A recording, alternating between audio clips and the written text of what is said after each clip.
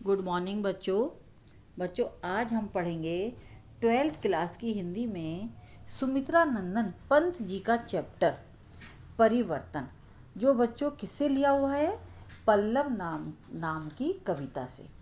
तो ठीक है, तो बच्चों इसमें परिवर्तन में पंत जी ने देश के वैभव और समृद्धि से परिपूर्ण, कि जो हमारा देश वैभव से भरा हुआ था, समृद्धियों से परिपूर्ण था, प्राचीन युग का स्मरण और वर्णन किया है। और जैसे कि परिवर्तन की निरंतर गतिशीलता, क्योंकि परिवर्तन होना ही समय है, कि समय के अनुसार देश के भौगोलिक, सामाजिक, राजनीतिक क्षेत्रों में क्रांति और परिवर्तन होते रहते हैं। तो उन्हीं से संबंधित, परिवर्तन से संबंधित कि जो संसार का नियम है, उसी परिवर्तन से संबंधित बहुत ही सुंदर कविता है। इसे आप बहुत ही ध्यान से पढ़ेंगे। तो चलिए बच्चों, पढ़ना शुरू करते हैं। कहाँ आज वह पूर्ण पुरातन वह स्वर्ण का काल, कि समृद्धि और वैभव से पूर्ण हमारा वह प्राचीन युग, पूर्ण पुरातन वह प्राचीन युग, स्वर्ण का काल, जो एक सुनहरे काल के रूप में, यानी कि एक स्वर्ण काल के रूप में जाना जाता था, वह हमारा इतिहास कहाँ विलीन हो गया। भूतियों का दिगंत छवि जाल, ज्योति चुंबित जगती का भार, कि उस समय चारों दिशाओं में, दिगंत यानी कि दिशाएं, कि उस समय चारों दिशाओं में ऐश्वर्य और सौंदर्य का जाल सा बिखरा हुआ था, यानी कि चारों ऐश्वर्य और समृद्धि व्याप्त थी। ज्योति चुंबित जगती का भार, और चारों ओर ज्ञान का प्रकाश, यानी कि ज्ञान का आलोक छाया रहता था, तथा भारत का मस्तक, जगती का भार यानी कि हमारे भारत का मस्तक ज्ञान की ज्योति से चुंबित, यानी कि जगमगाता रहता था। यानी कि पंत जी का कहने का तात्पर्य है कि जो समृद्धि और वैभव से परिपूर्ण जो हमारा इतिहास था, जो हमारा एक सुनहरा काल था, वह सब आज कहाँ विलीन हो गया। जो चारों दिशाओं में ऐश्वर्य और समृद्धि व्याप्त रहा करती थी, चारों ओर ज्ञान का प्रकाश फैला रहता था, और भारत का मस्तिष्क उसी ज्ञान की ज्योति से जगमगाता रहता था, वह सब आज, वह सुनहरा काल आज कहाँ विलीन हो गया।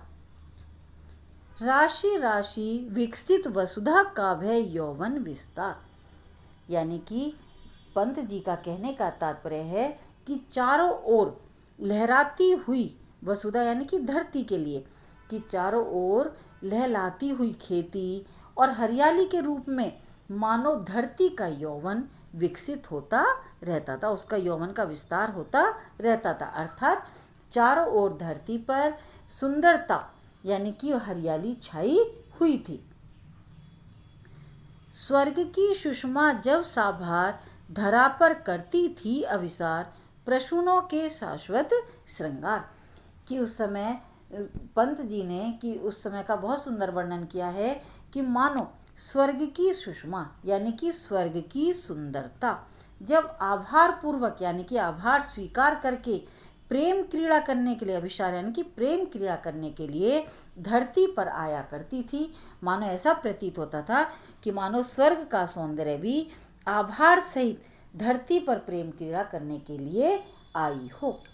और प्रसूनों के शाश्वत श्रृंगार, और निरंतर, प्रसून यानी कि फूल, पुष्प, कि फूलों पर निरंतर खिलते रहने वाले फूलों का सुंदर श्रृंगार, अनेक प्रकार के पुष्प जैसे धरती को अपने श्रृंगार से, यानी कि श्रृंगारित करते रहते हैं, जैसे हमारी धरती का श्रृंगार हो रहा हो, जिनकी गंध से स्वर्ण को गंध बिहार, जिनकी गंध से मतवाले सुनहले भ्रमर, गाँव के गंध बिहार यानी कि जो सुनहले भौरे उन पर मंडराते और गूंजते रहते थे, गूंज उठते थे, बारंबार गूंजते रहते थे, मंडराते रहते थे, और उन भौरों की गुंजार उस समय ऐसी प्रतीत होती थी कि मानो सृष्टि के प्रथमोद्गार नग्न सुंदरता थी सुकुमार, कि जो भौरों की मधुर गुंजार उस समय गूंजती रहती थी, वो ऐसी प्रतीत होती थी कि मानो सृष्टि अपने हृदय के प्रथम उद्गार, यानी कि अपने प्रथम विचारों को, अपने उद्गारों को व्यक्त कर रही है। और जैसे कि इसका कहने का तात्पर्य जैसे हमारे देश में जो वेदों से मतलब है बच्चों इसमें कि वेदों का प्रथम उद्गार जो कि माना जाता है कि जो देववाणी मानी जाती थी उसी की वेद ध्वनि चारों ओर सुनाई दिया करती थी। नग्न सुंदरता थी सुकुमार, रिद्धि और सिद्धि अपार। और उस समय चारों ओर छाया हुआ उन्मुक्त सौंदर्य, जो सुकुमार सौंदर्य था, रिद्धि और सिद्धियों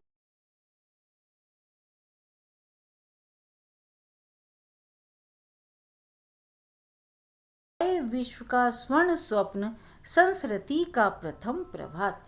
तो कवि यानी कि कल्पना करता है कि ऐसा वह युग, अय विश्व का स्वर्ण स्वप्न, कि ऐसा वह युग विश्व के स्वर्णिम स्वप्न के रूप में मानो सृष्टि का प्रथम प्रभात काल था।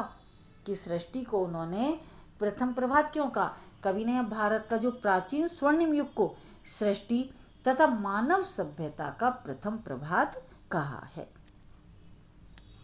कहाँ वे सत्य वेद विख्यात, दुरित दुख दैन्य न थे जब ज्ञात।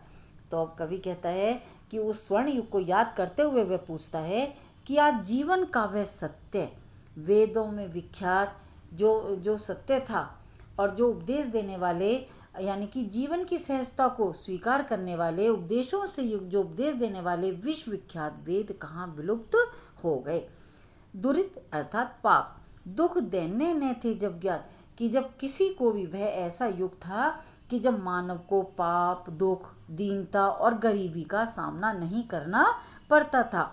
अपरिचित जरा मरण भ्रूपात, उस युग में मानव जरा यानी कि वृद्धावस्था, मरण मृत्यु और भ्रूपात यानी कि जो मृत्यु की विभीषिका से यानी कि जो भौं का उठने और गिरने का समय यानी कि चिंताओं से युक्त भौएं, यानी कि उस समय वह सत्य और वेदों में विख्यात वे वेदवाणी, पाप, दुख, दीनता जब किसी को ज्ञात नहीं थी, किसी को भी वृद्धावस्था, मृत्यु का तनिक भी भय नहीं था, यानी कि मानव उन मृत्यु की उन विभीषिकाओं से बिल्कुल ही अपरिचित था। हाय सब मिथ्या बात।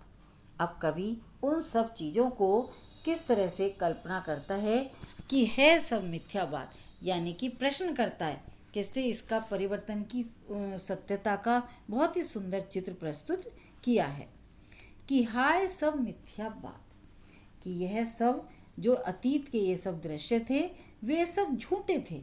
यानी कि वह उनसे क्वेश्चन करता है, प्रश्न करता है कि ये जो हमने सुने हैं या जो भी सब चीज़ थी पहले थी वे सब मिथ्या बातें, यानी कि वे सब असत्य बात।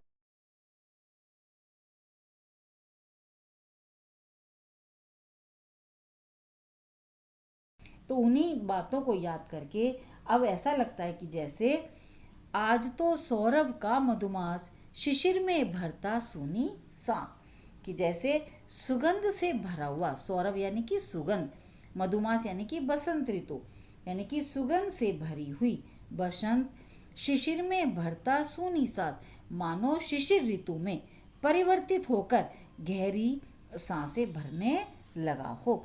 अर्थात बसंत के समय जो सुखद जीवन होता है वही शिशिर के समय सूने और दुखी जीवन में बदल गया हो। बच्चों बहुत सुंदर कविता है ये परिवर्तन की। कवि ने इसमें परिवर्तन का बहुत ही सुंदर वर्णन किया है, वर्तमान युग की ओर भी दिखाया है, प्राचीन स्वर्णिम युग की ओर भी उसका चित्रण किया है। तो इन सब चीज़ों से कविता बहुत ही सुंदर बन पड़ी है। वही मधु ऋतु की गुंजित डाल, झुकी थी जो यौवन के भार। बच्चों बहुत सुंदर पंक्तियां हैं ये। कवि कल्पना करता है, कवि ने स्पष्ट किया है कि समय इतना परिवर्तनशील है कि आज जो बसंत ऋतु में शिशिर में भरता सूनी सांस, वही मधु ऋतु की गुंजित डाल, कि जो बसंत ऋतु में प्रत्येक डाल क्या होती थी, वृक्षों की शाखाएं अपने नव विकसित मानो यौवन के भार से झुकी रहती थी, यानी कि फलों से लदी रहती थी। वही बसंत ऋतु में जो भरी रहती थी, हरी भरी रहती थी, वही शिशिर में भरता सूनी सांस, मानो आज वही अपनी निर्धनता को देखकर, यानी कि शिशिर के समय जब पतझड़ होने लगता है तो मानो वह अपनी निर्धनता को देखकर सिहर उठती है, जैसे सोचने लगती है कि अब तो यह जीवन।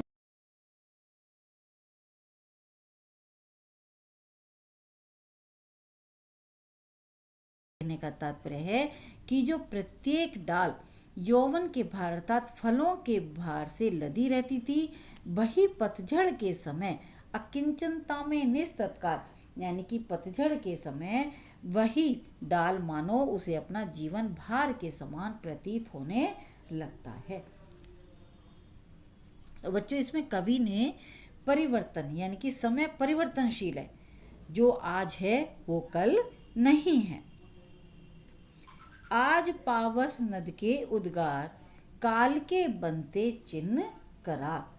पावस यानी कि वर्षा ऋतु में, कि कवि ने स्पष्ट किया है कि आज जो नद यानी कि नदी जो वर्षा ऋतु में, वर्षा काल में क्या होता है, सब कुछ बाढ़ के रूप में मानो बहाकर ले जाती है, वही वर्षा ऋतु काल के बनते चिन्ह कर। और जब वर्षा ऋतु के बीत जाने पर वही नदी कैसी हो जाती है, जलहीन होकर एक पतली धारा के रूप में रह जाती है। काल के बनते चिन्ह कराल, और काल का चक्र उसके तल में, यानी कि काल समय ऐसा परिवर्तन ला देता है कि जो नदी बाढ़ के समान सब कुछ बहा कर ले जाती है, वही काल का चक्र उसके तल में रेत, झाड़ झंकाड़ आदि के रूप में दिखाई देने लगता है। माना उन्हीं के चिन्ह वह छोड़ जाता, अर्थात विनाश का चिन्ह छोड़ जाता है। प्रातः का सोने का संसार, जला देती संध्या की ज्वाल। कि जो प्रातः काल, जैसे प्रातः काल का सूर्य हमें कितना सुहावना अच्छा लगता है, सुहावना प्रतीत होता है, तो इसी तरह से कवि का कहने का तात्पर्य है कि जो प्रातः काल का समय यानी कि प्रभात होने पर सूर्य की स्वर्णिम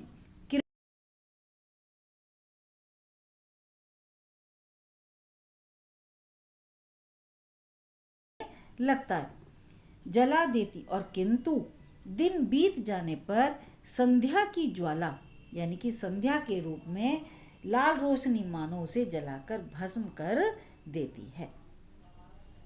बच्चों, बहुत सुंदर वर्णन है कि जैसे प्रभात काल में, यानी कि क्या होता है कि समय की परिवर्तनशीलता का उदाहरण पंत जी ने दिया है कि परिवर्तन सदैव क्या होता है, सुखों को दुखों में बदलता रहता है। अखिल यौवन के रंग उभार, हड्डियों के हिलते कंकाल। और जो कवि अब कल्पना करता है कि अखिल यौवन के रंग उभार, कि संपूर्ण संसार के नर नारियों के जो यौवन के कारण यानी कि मांसल शरीर युवावस्था के कारण संपूर्ण रंगों और उभारों के कारण अत्यंत ही आकर्षक और सुंदर दिखाई पड़ता था, वही वृद्धावस्था आ जाने पर हड्डियों के हिलते कंकाल, हड्डियों के कंकाल जैसे दिखने लगते हैं। कच्चों के चिकने काले ब्याल, केंचुली कांस सिवार। अब जैसे कि उनके काले यानी कि युवावस्था में उनके काले सर्प के समान, ब्याल अर्थात सर्प, कि उनके काले बाल यानी कि काले सर्प के समान चिकने लंबे काले बाल, घुंघराले बाल सर्प की केंचुली के समान, यानी कि जिस समय वो चिकने और काले बाल दिखाई देते हैं, वही वृद्धावस्था आने पर केंचुली कांस सिवार, वृद्धावस्था आने पर सर्प की केंचुली के समान, कांस सिवार यानी कि फूलों के समान सफेद और काई के समान उलझे हुए दिखाई देते हैं या दिखाई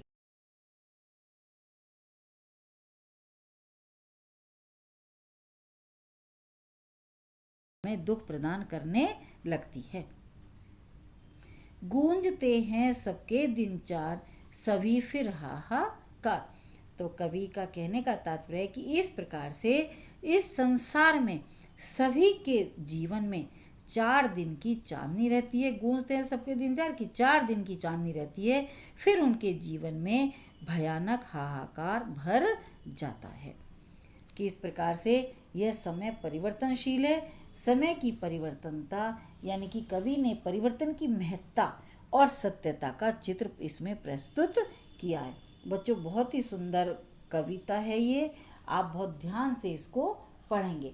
और बच्चों, इसमें इस पैराग्राफ में कि जहाँ परिवर्तनशील जगत की नश्वरता का मार्मिक चित्रण हुआ है। तो बच्चों इसके आगे का चैप्टर हम आगे वाली वीडियो में आपको पढ़ाएंगे और आपको ये समझ में आ गया होगा। अगर कुछ भी समझ में नहीं आता है तो आप मुझे कमेंट्स बॉक्स में लिख कर भेजें। धन्यवाद।